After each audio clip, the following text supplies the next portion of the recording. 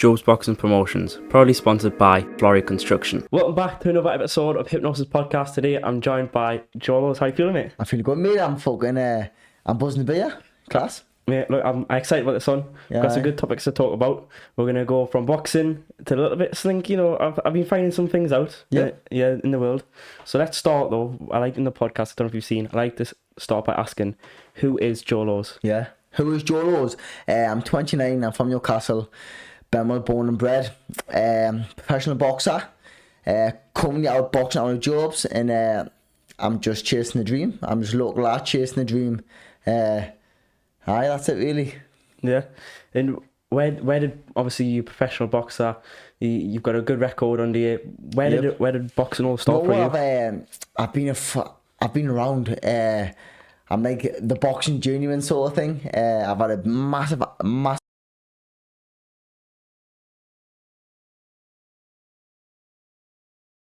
trials, been in every fucking schoolboy, junior, senior ABAs. I reached the pinnacle of the ABA finals, got JB trials, England trials, won the English belt, the first person to defend it 3 times. Now I turned pro with Greenwood Fat at Berkeley, my first 3 fights there. Then I went to Wallsend. I've been over Lanzarote training. I've been I've been in North Tyneside with my pals Dean and Tommy and Ross. I've been all over, and some say that's bad, some say that's good, but for me, I'm on my own journey, and I've picked up so many things which I haven't shown in me crying in the ring. I'm a lot smarter than what people think. People just think I'm this one-trick pony, or they say it's talking, because most of the time when I talk, I'm on the way to the gym, I can't be arsed. I don't look at my stories, I don't really take much notice of social media. But if you sit down with us like me and you are now, I'm very switched on. I'm far from punchy. I've got many years left in the game. I've got a good five year left in the game. And being here 3 weeks, I'm doing stuff which I haven't done in ages. I sparred there this week for the first time. And some of the things I was doing, I was like, yeah, the old bomber's coming back. The old bomber's coming back, and I'm excited. I've got a few big names corners out. So let's fucking have it. Let's go. Yeah. Do you think, like, when you're seeing these big names, we're going to get on that because there's quite a lot of them calling out at the minute. Do you think the entertaining side of you, because obviously I think we can all agree, on social media, I love watching it, mate. It's really entertaining. Do you think that helps it a bit? Yeah, it does help it, because I think with this YouTube boxing, the Misfits boxing, I think boxing's become more of an entertainment sport. It's no good if you're 20 and over, but no one knows you, because the grand scheme of things, 90% of people who buy tickets come for the night, for the entertainment, for the thrill factor. If you're boring, if you play safe Pete, if you don't speak, the grand scheme of things, people won't pay tickets to come watch you. Yeah. It's bad, it shouldn't be like that, but it is. I bring the noise, I bring the heat, I bring the entertainment, I bring the fight. So all these big names corners out, I don't really get psyched up anymore fighting journeyman. I'm not disrespecting journeyman, but I just don't get psyched up where a person coming in to take my head off, a well-known person, now that gets us psyched up.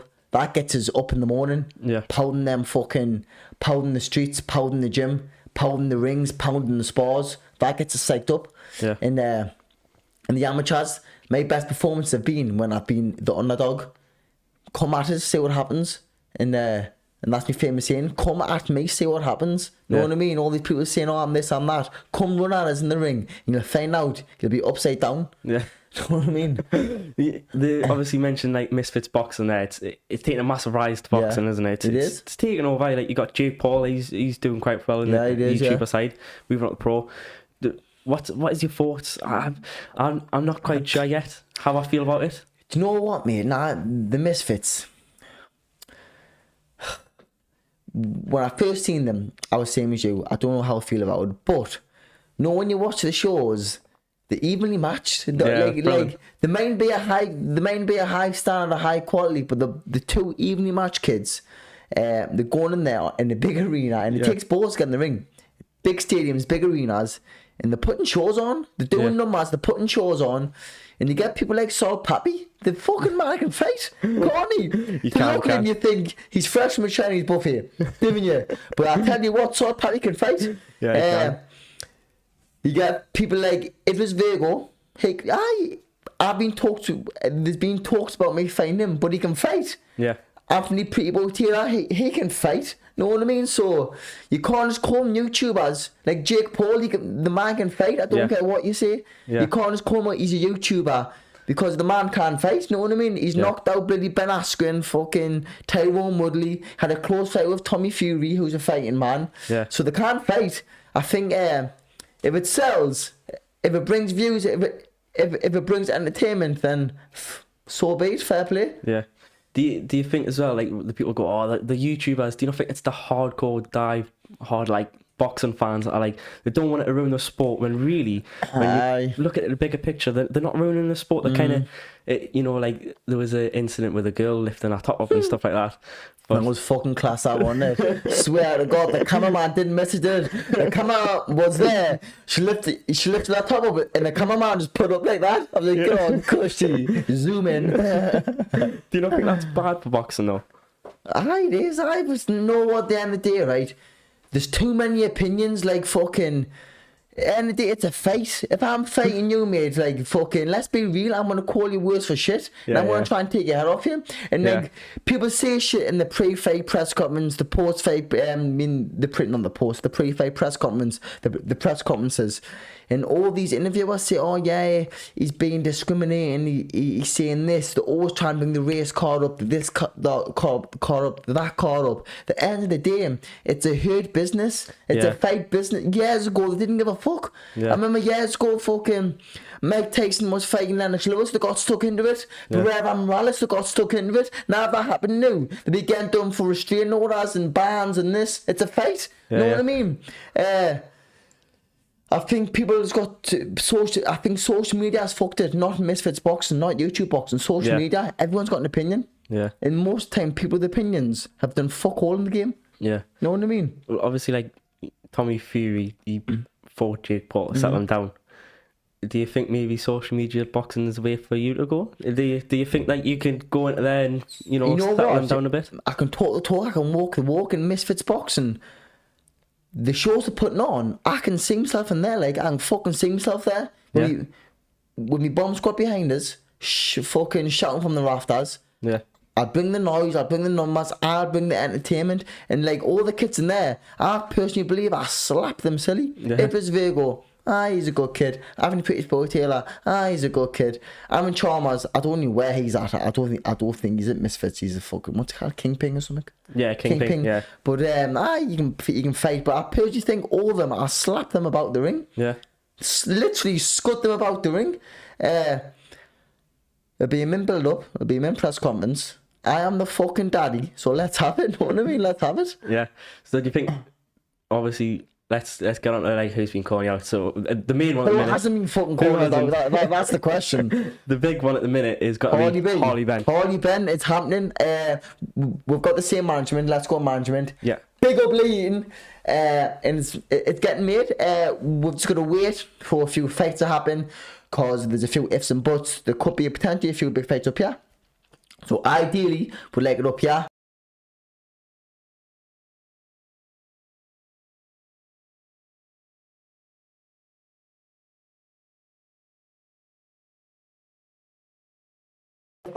That gets excited. The man can fight. He's very, very game. He's got a massive head. And I can see myself breaking my hands on his head and putting my out cold. Yeah.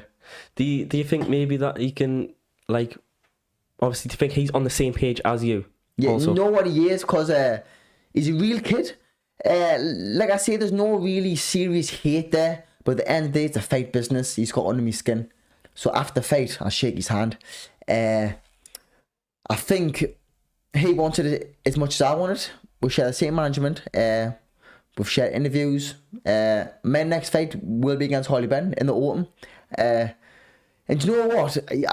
I'm hearing all these like other big promotions trying to steal my fucking route.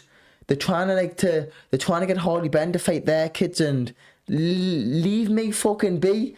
Their company's worth multi millions of quid. I've came up the hard way from Bemel on a fucking ticket deal, doing my own literally manage me fucking self on my social media, doing it myself. I've turned myself into a big fight, and they try and take what I'm doing and like fucking and to give them all the credit for it. Know what I mean? Yeah.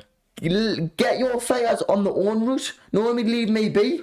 Yeah. But fucking, I've realised boxing is a selfish game. No promoter likes you. No manager really likes you. Know what I mean? Boxers get used, abused, they get shagged, and they get used again. And then as soon as you're worth it to them, you get chucked in the bus. Yeah. I've realised that though. I have been lucky.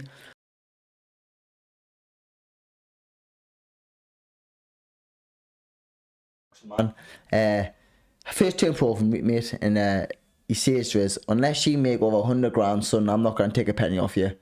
The first fucking what I come, first 10 fights, he didn't take a penny off us. Literally, he goes on big shows, and he's a fucking cracking boxer, man, and then I want Willie Eaton. Trust him. I signed the contract, didn't even read it. I went, nicely, sound, I'm his pal, so I've been lucky in that way. But boxing is a very corrupt sport, and no one likes you. Nobody likes you in the game. They're all out for themselves. I've realised that now, so I'm coming for fucking more. Every fight I am coming. The old bomber's back. I couldn't give a fuck. No, me. I'm a heavy horse man. I'll say what I want. I'll do what I want. And I've got 2-3 years left in the game, and I'm fucking coming. Yeah. Are you a business that's looking to advertise your product or service digitally? Look no further. Hypnosis Media is a day-by-day growing platform with regular content such as interviews, boxing action, and our all-new Hypnosis podcast. A great way to show the world your product or service. If you are interested, DM us on Instagram or email us directly with the following email. As well, do you think that, like, obviously, it's kind of hard to talk about, I feel like, for boxers, but that loss after Ryan Charles, you know, do you feel like that maybe has helped you a bit mentally? It has, mate. Honestly, right, knowing people say they haven't showed up, right, I'm not joking you, every fucking fight apart from my fucking first one, I've been absolutely fucked to the weight. Honestly, I used to kill myself to make 147. Had 2 major operations. Next year now, I'm about 14 Clem, but I feel loose, feeling strong as a bull. I used to start camp 13 stone. I used to fucking make 10.5 stone. Because people think, oh, he's 5'8", he's tiny. I used to be fucked in the ring, mate. I used to be fucked. Now I'm walking around now 170, easy. 78 case, easy. I feel strong. I've got a nutritionist on board in Jack Cork. I've been with him 3 weeks now. It's the most I've been eating like fucking in camp. I feel amazing. I don't know if you've seen the sparring this week, but in training and sparring, I literally feel like the old Jolos. I lost my way fucking somewhere along the line, but I mean, I'm back. I'm fucking back. And I'm here to stay. Good. Obviously, like Harley Ben, like you said, like that's coming up. Do you think he's, like I said, do you think he's on the same page with the whole social media? Do you think he wants it on Misfits or? He does. No. I think we're gonna find pro boxing. We're finding pro boxing. Pro boxing. Yeah. If we could make it for a title, that'd be even tastier. It'd be the icing on the fucking cake. Yeah. We can both sell the fight. I've said it's Hardy, choose your fucking weight. I'm not really asked. Yeah. I think he's gonna choose 160. I'm like, Hardy, you choose your fucking weight, son. I'm not really asked. Choose your weight. I'll after I win, I'll take a shot of fucking tequila off him. Yeah. I'm not confident in beating him, and he's a good kid. But honestly, the way I feel it at the minute, right? All my 15 fights, I would fight them right now in the gym after I've trained this morning, and I would fucking beat them all. Yeah. I feel that aware. I feel like I'm back with it now, and I'm buzzing for the future. I'm buzzing. Yeah. Obviously, Harley Ben, it's like he's a both. It's good to watch on social media because, like, obviously. Now, he's a funny kid. It's good crack. If it wasn't aimed towards me, I'd find it fucking hilarious. The things he says, it was aimed towards me, so I'm gonna bite. Know what I mean? Yeah. But if that's boxing, like I say at the end of the day, if you can't sell a fight, if you're not entertaining, don't be in the game. Yeah. I've got thick skin. It doesn't really get rich, but I bite. I'm like, I bite. But It's all friendly banter. It's all part of the business, yes, but he has got under my skin, and I am going to be fucking taking it very seriously in training and fight day, and I'm knocking him out. I'm not training for a points victory. Yeah. I'm not training to get a points victory on the scorecards. I'm training to get a fucking highlight reel knockout, banging on my chest, screaming, I'm the fucking daddy. Yeah. Do you think, like, this, you know, obviously you both want on a big show, will that be Eddie Hearn, Wasserman, whichever one takes it? Do you think that adds to the as yourself a bit of a fact that it's like, it's exciting to be in front of the big screens, you know what I mean? Well, when Eddie Hearn put the last show on, I think it was Cyrus versus Jenkinson and Pat McCormick. I seen the crowd, and he went, Joe Rose, where yet? I went, Eddie, I'm injured at the minute, but I'll be back to Mully. Cracking show. Sarah's passing in that main event, fucking one of the best fights I've seen live. Yeah. Pat McCormick, fucking amazing talent. Frenchie, Mark, other lads, they did great. But the show lacked a crazy fat lad from Bemel. Yeah. That's what the show lacked. It lacked the bomb squad. Yeah. And I think that a fight with me and Harley Ben brings that crowd. Yeah. It's a 50-50 fight. I'm not gonna say yes, I'm the red hot favourite. No, he's a good kid. I've been beat, he's been beat. It's a 50-50 fight, but we can both talk the talk. It gets me excited and I'm fighting. Know what I mean? Yeah. So, but I think boxing fans, non-boxing fans, they'll fucking pay for the ticket. They'll sit down and they'll watch me them punch lumps out of each other. Yeah. Do you think that's like like, you know, top of the bill worthy? Do you think that's like main event? Fucking know what? I'm not going to take away and disrespect the talent Eddie Hearn's got, Wassam's got. But for instance, let's say it is Eddie Hearn, it should easily be co-main event. Yeah. Even try and get it for a little minor title. No, a little minor title is put the cherry on the cake. Yeah. Get the crowd ready, get the arena rolling for the main event. Know what I mean? Me, I'm getting goosebumps now thinking about it. I just can't wait to get that fight date, get penciled in. Yeah. And then that 3-4 weeks of training was, and then a couple of kilos down in my weight, I'll be flying. I'll be fucking flying. Yeah.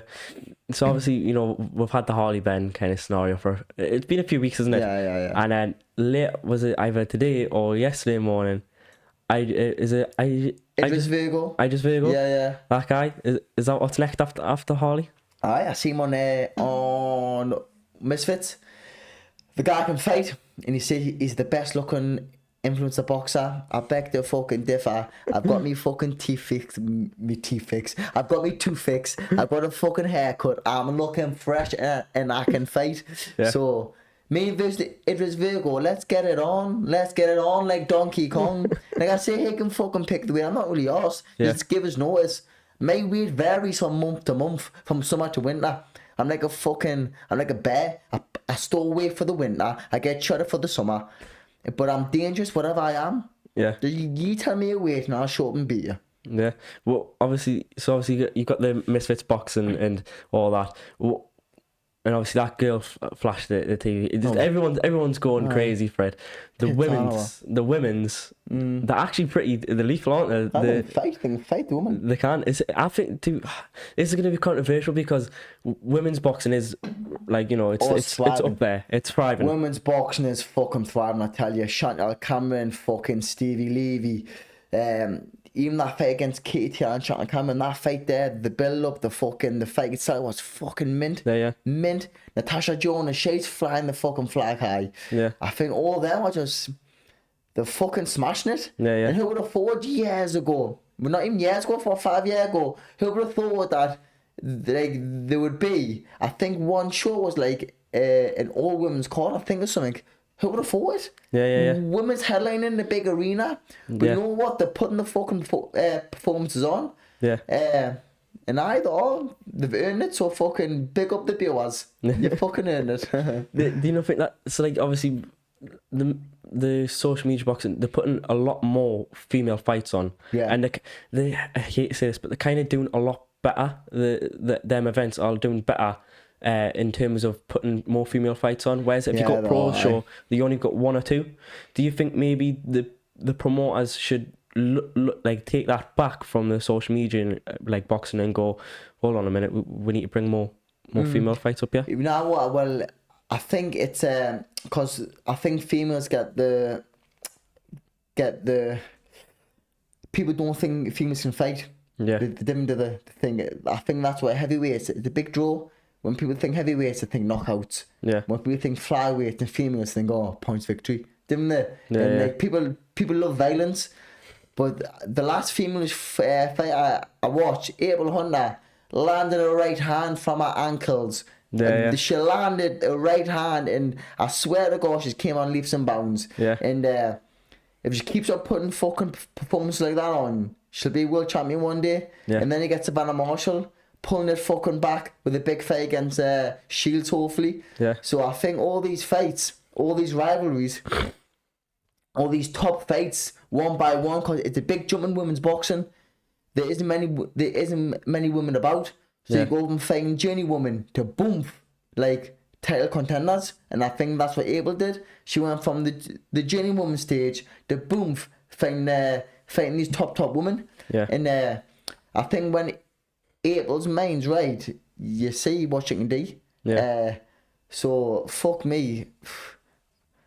You can't not get the females on because they're putting the fucking show on, aren't they? Yeah. They're showing up. All right, I think for me the next this one I've been thinking about. So if you get about, don't you, mate? You're verified on Instagram. You've got a good following. I'm a huge fan of Sam Fender. Right. I'm certified as well. I haven't paid for a single follower. I haven't paid for me blue tick. Know what I mean? I don't even like social media. I mean, honestly, I just beat me on it. I get loads of hair on it, but like I say, I've got thick skin. And now, if you really know that's just me. I like doing daft shit. I mostly post motivation videos on to keep these upcoming boxers like fucking focus. Yeah. Because these upcoming boxers are weak as fuck. This new breed's weak as fuck. Yeah. They've got feelings and all. Hey, hurt my feelings on social media. Oh, fucking grow up, man, will you? You're in the fighting business, know what I mean? Yeah. Like flying about saying, oh, I feel pressurized, I feel anxious, I'm getting cyberbullied. It's online, it's fake life. Yeah. You know what I mean? It's great for promoting yourself, but I've seen the bad side of social media and I don't like it, mate. I don't like it. I post my stuff and I post my stuff. I don't say who comes on my stuff, very rarely. I've got a group chat on Snapchat to speak to the boys, and apart from that, it's just fucking boxing related. Yeah. So that, obviously all that, but so I'm a huge fan of Sam Fender. Aye. A little blast from the past, right? You had time with Sam Fender in the gym, didn't you? I did. How was that for you? Because obviously he's doing quite well now, isn't he? What, mate? Sam Fender, he's fucking sound large, you know. I did my strength training at Unique Fitness. He was called Steve. Got pals with me and Tommy, and Sam Fenner walks in and was training, and Sam Fenner asked me and Tommy if he could train with. I went, well, I'm flying Sam away. And I think for like 4 weeks, we were training with Sam Fenner, doing strength and that. And after we trained, when I had a big crack with him, he'd get his guitar, would be singing and all that. And literally, he's just like one of the lads. Yeah. And fucking fair play. He's grafted his arse off. He's got that big fucking shot of fucking St. James's singing and that. Yeah. It's nice to see. I like seeing people from our area do well, know what I mean? Do well, yeah. Like, I've got that many people after my name now. I wouldn't want to fight like fucking someone from the northeast. It's like, I'm a very tight clique. Yeah. Like, I've sparred everyone from the northeast. Like, there's that many belts, there's that many opponents out there. I would like, unless it makes great deal money wise, you know what I mean? If someone gives like a massive paycheck, which I'm not gonna say no, I'd rather fight at fucking loads more people than like people who you know from the northeast. Yeah. Who you grew up with, you know what I mean? Yeah. Sparred, trained with. But yeah. Do you think, obviously, because like Sam Fender, he went to St. James, didn't he? He conquered that. It was like a childhood dream. Yeah. What's for the northeast? In the northeast, what's your dream to? My dream, St. James's. Imagine walking out of St. James's, right? Walking out St. James's, country roads, blasting from the high heavens. Walking out, just looking like that and seeing everybody going mental. And at that moment there, I'm like, right, listen, let's fucking go to work. Yeah. Do or die. As soon as I step foot in them ropes, I'm getting fucking pulled the ring. Every coach I've been with, I've says, I've I mightn't be like fucking the strongest, the fastest. I can muster up one shot that could fucking knock out a horse. Yeah. If you ask any of my coaches, I can muster up that one shot that if it lands, you're gonna keep for about 3 weeks. And as soon as I step through them ropes, that's me there. I'm winning the fight unless I'm getting took out in a stretcher. Yeah. Against Ren and Charlton, no disrespect. I was fucking ill, had food poisoning, I was getting injections up my arse from private doctors a couple of weeks previous. I said nothing. I nearly paid the doctor the day before the fight, man. I had to go and see him 3 times. And he was there fucking watching the doctor. My chest was rattly, had for me, I was fucked. From weighing in to the next day, I was a pound lighter. I couldn't put any weight on. Yeah. I was eating, I was drinking, I was shitting, I was being sick bile. Shouldn't have fought. Yeah. But it was lockdown. I thought if I don't fight, who knows when my next shot is, know what I mean? Yeah. I got fucking dropped. I should stay on the floor, but I'm a fighting man. No, I could get up, so I got up. I got stuck back in again. I ended up fucking upside down again. I went, fuck, no, not again. I get up the 3rd time. I read how please, Jesus, God, whatever. I'm going to let's let in this one shot. I came out, I bit my gum shield, I threw an uppercut, and I missed him by a fanny's hair. And as I missed him, I seen his little face just fucking come out. I thought, at this point, I realised Joe fucked up. And I say fair play to him. He's a nice man. And but you don't lose. Yeah. You win or you learn. Yeah, yeah. And in the grand scheme of things, no one gives a flying fuck about your crap, about you, your mum, your dad, 5 of your pals if you're lucky. The others, after the weekend, they get back to the life, they get back to the job. No one gives a flying fuck. I'm doing this for me now. I don't need boxing. Yeah. I could quit boxing now, very happy with me health, go and work with me auntie and uncle, getting very, very good money with me family every day. Boom, life's a fucking breeze. I'm doing this because there's a void in my life. I'm going to stay in this game until I get what I want out of boxing. What is that? I want a fucking pro belt. That's what I want, a pro belt. Pro belt. Code is mad. That's what I wanted as an amateur. England vest. I want an England vest. And I got that white England vest. It's hung up. I got the English title. I've framed it. I got my English title as an amateur. I got my England belt. England vest framed up as an amateur. I represented my fucking country. I fucking won every time I've represented my country. I fucking won. Yeah. I've been in the pinnacles of the ABAs. I've boxed internationally abroad. Amateurs ticked off. I got tried for GB, didn't get on, right? Yeah. So I turned pro. All I wanted was a pro, but I wanted to imagine boxing on Sky. Imagine being on them telly. Imagine being in the press conferences. Next now I'm 3 fights in. I've done it. I've boxed on telly. My name's out there. Like, there's not more I want now is to fulfill my potential, and I know I'm good enough for a belt. Yeah. I mightn't be pound for pound king. I mightn't be fucking undisputed world champion, but I'm good enough to win a fucking belt. Yeah. And if I can quit boxing a couple of years time, 3 years time, 4 years time with a nice belt, loads of stories, coaching in the gym, the kids and that, I'll be a happy man. Yeah. Obviously, like when you said, like you came to Sky, you came to the pros, and you went to Sky Sports, and you wanted more and more and more. Do you not think if you get a pro belt, do you not think that'll make you want more? Want to itch and get more? Of course. Listen. You always want more. You always want more. When I first started, I would have said to myself, if I box on Sky, I quit being happy. I box on Sky and I want more. If I do win a belt, I want more. You do, but if I get a belt, that is the ultimate goal. Now I mean, that is the ultimate goal. Nice belt, but I'm showing me kids. Cause I do want kids in the future. Yeah. Show me kids, show me family, and I mean, something to show for it. Story. I've got a scrapbook in the house. Every amateur fight I've had, every pro fight, programs, tickets, pictures. It's a story. It's a bit this thick. Yeah. Like now when I'm 20 years time, when I'm old and finished retired, when social media's not even a thing anymore, I can sit down to all me fucking, me kids, me cousins, me brother, me niece, me nephew, and show them, know what I mean? Show them through. Every page is a story. Every fight is a story. And life's just one big story. You know what I mean? And you got to enjoy the ride because you're not going anywhere. Yeah. There's no destination. That's it. So you got to enjoy the ride. Do you think in 12 years' time there'll be, like, obviously you've got like the new George Foreman movie that came on not long ago. You've got like Mike Tyson movie that's getting made. The rise and the fall of the bomber. Do you think that'll be a thing? The rise and the fall of the bomber. I'm going to show all these young'uns, right, what hard work can do.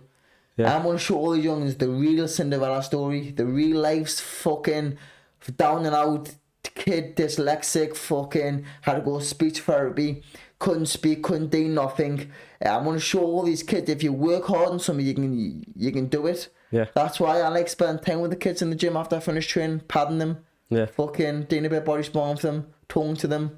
Because I think the kids these days, they look up to all these social media influencers and they feel pressured.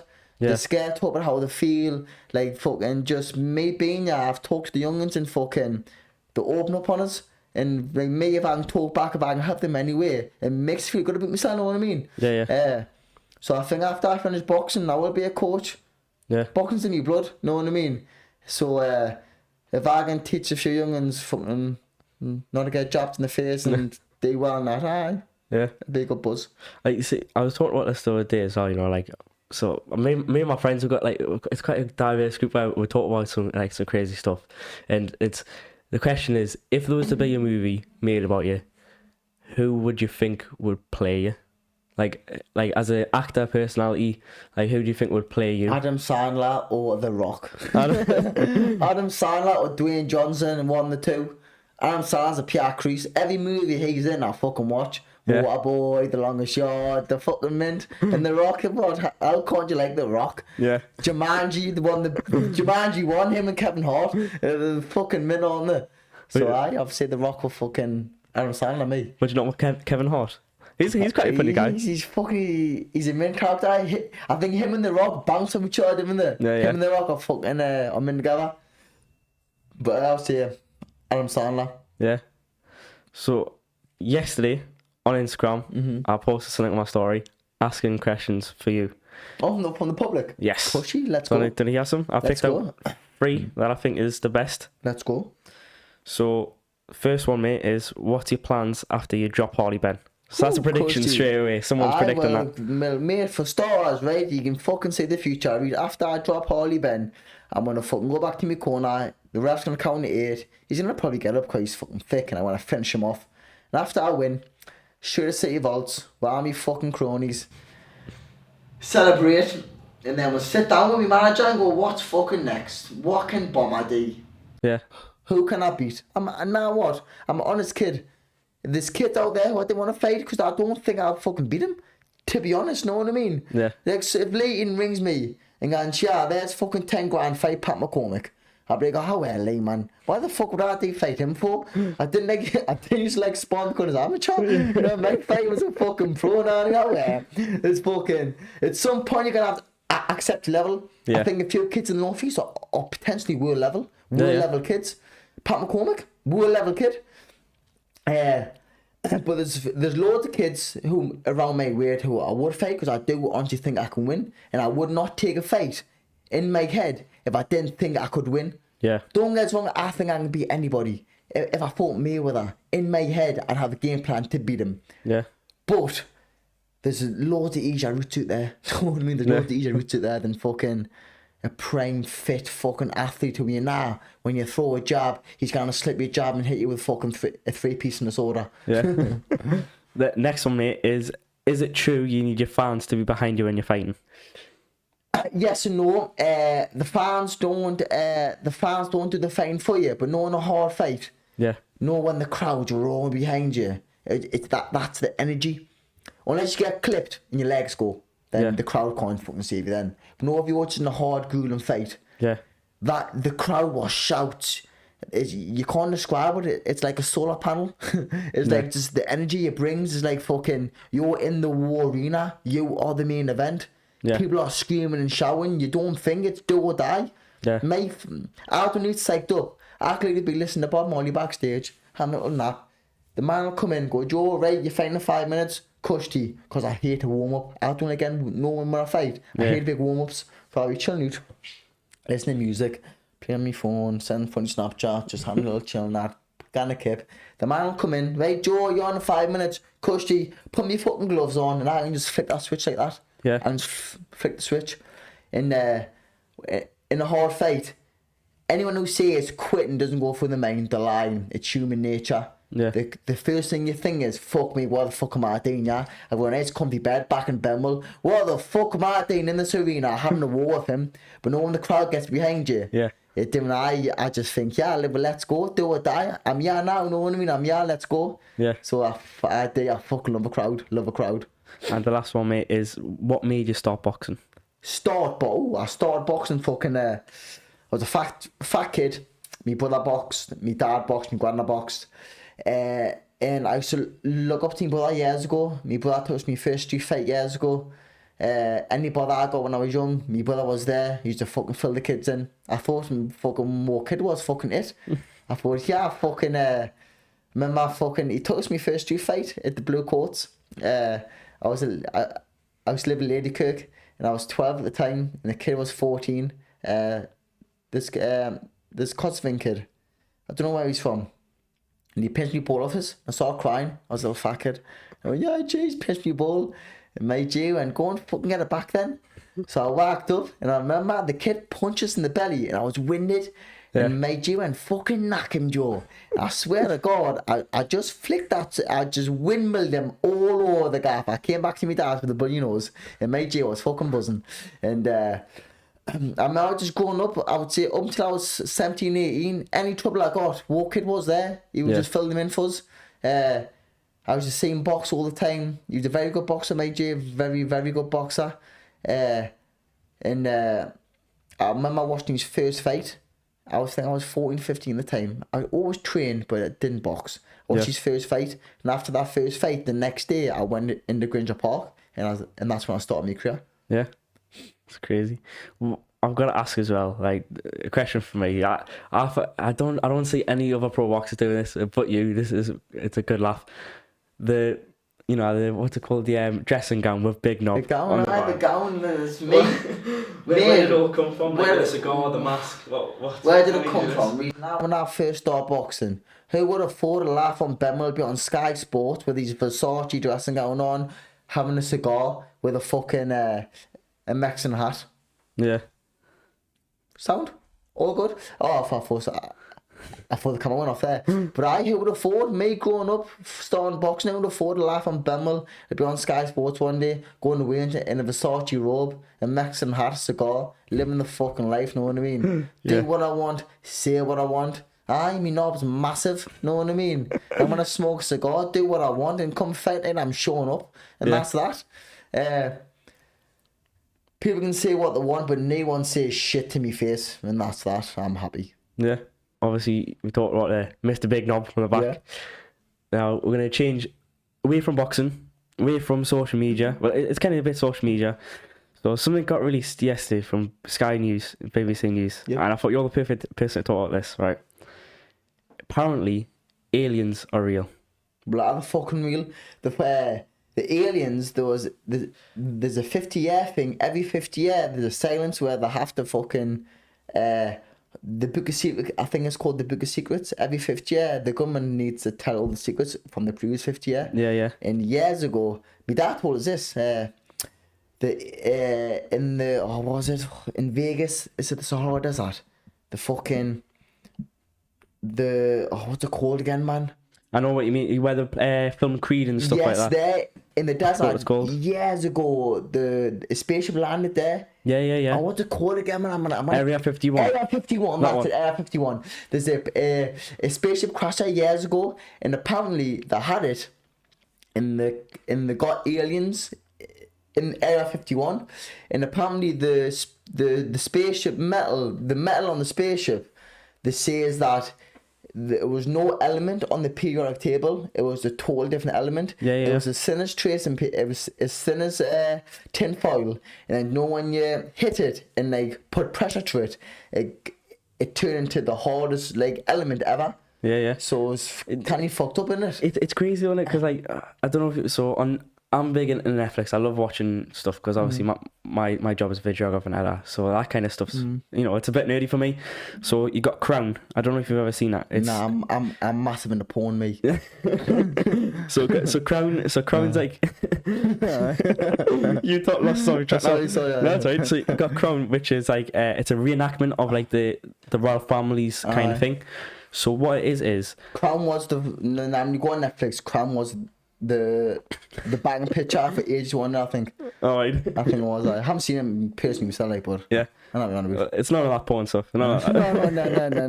So anyway, so Crown is a reenactment of the royal family, but you've got these files.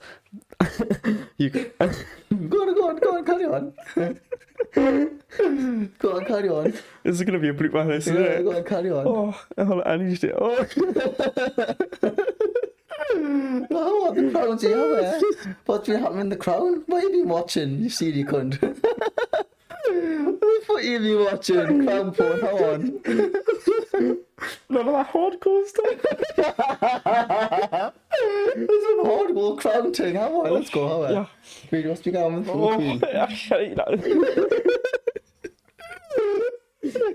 Only on Hypnosis podcast. So anyways, you got the Crown and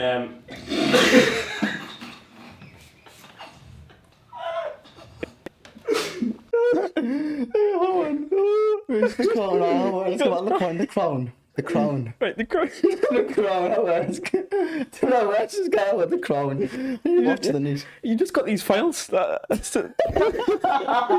and it got leaked through Netflix. But the Netflix leaked it, and it's like it's to do with Nazis and stuff, which makes this even worse. Fuck me, giggle fit. All them royal family are fucking nonsense anyway, I reckon. All these fucking judges are.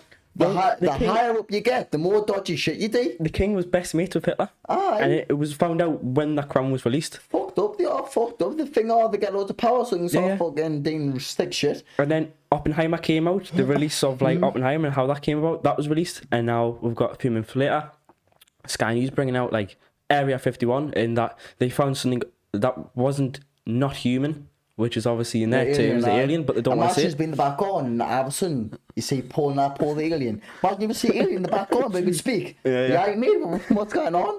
He just sits in the shed and we down, has a joint. I sound kid. Do you want a bowl of porridge? I wouldn't grass him, what the fuck? I would let him just fucking. Did you hide him? I mean, what's your name, son Paul? Come stop me. You know what I mean? It'll be sound. Aye. I seen a video the other day, man, in America.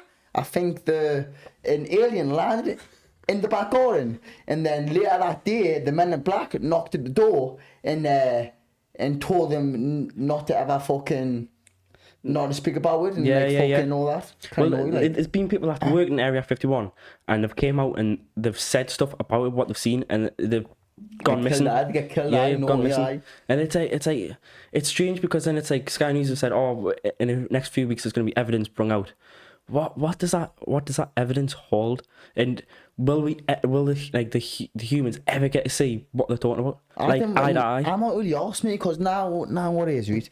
Do you know if them aliens? Of course, it's fucking aliens. Now, if aliens want to invade, our planet, what the fucking we do with our Mallorca bats? What the fuck could we do? Know what I mean? They've got bazookas, they'll fucking just bing, bing, bing, bing, bing. We can't lean out. Just stop worrying about it, right? And just enjoy your life. All these conspiracy theories, right? The thing of the what ifs. And when if they dig, we're fucked anyway. You know, it'd be even funnier. We're fucked anyway. It'd be funny if they made alien porn. Oh, yeah. This podcast is going to be the most funniest one, mate. Please. But yeah, I think that's all the topics for me. But question is sponsors. I'm sponsoring now. What me? Helps massively. Honestly, I'm not gonna lie. I've been blessed. I've got the best sponsors in the business, and my sponsors have stuck by through fucking thick, through thin, through wins, through losses, through injuries, through fucking setbacks. They've stuck by us now. I've got a list in my phone, but I left my phone in the car, so I'm gonna send you the list, show you the logos. We'll get them on. Yeah, definitely. We'll get them on. I want to say a massive thank you, because without them, this wouldn't be possible, because I would have to go out and work and gym memberships, fuel, fucking meal prep. All my sponsors go towards my career, and one day it'll be worth it when I bring a belt back to Benwell. So big thank you to fucking Bomb Squad. Yeah. And finally, mate, any last words for the people watching at home? Stay tuned. These next couple of years are going to be very, very tasty. I've got some massive things in the pipeline. Massive things. I'm fucking coming. Everybody, right? Everybody, I am fucking coming and I'm here to stay. None of yous can be first, but yous can all be motherfucking next. Well, mate, it's been excellent.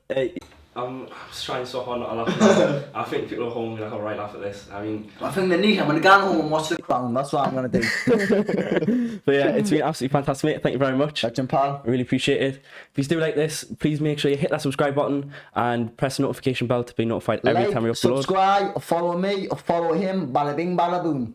That's it, and I'll catch you guys on the next one. Peace.